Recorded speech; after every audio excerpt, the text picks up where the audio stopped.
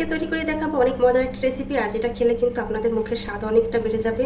আর তার জন্য প্রথমে আমি একটা বাটি নিয়ে নেব, বাটির মধ্যে চানাচুর দিয়ে দেবো, তারপর দিয়ে দেবো ছোলা ভুনা, পেঁয়াজ আর কাঁচামরিচ কুচি, তারপর দিয়ে দেবো মুড়ি মাখার যে একটা মশলা থাকে, সেই মুড়ি মাখার মশলাটা দিয়ে দেবো।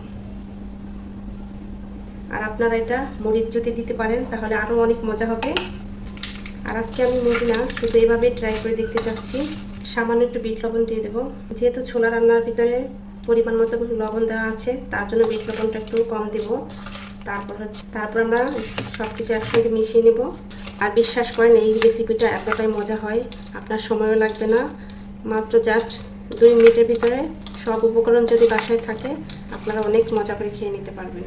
আশা করি সবার ভালো লেগেছে। ভালো লাগলে অবশ্যই একটা লাইক, কমেন্ট, শেয়ার করুন। বিসমিল্লাহ। খুবই মজা হয়েছে।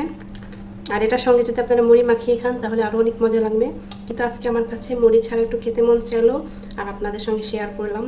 ভালো লাগলে অবশ্যই একটা লাইক, কমেন্ট, শেয়ার করবেন।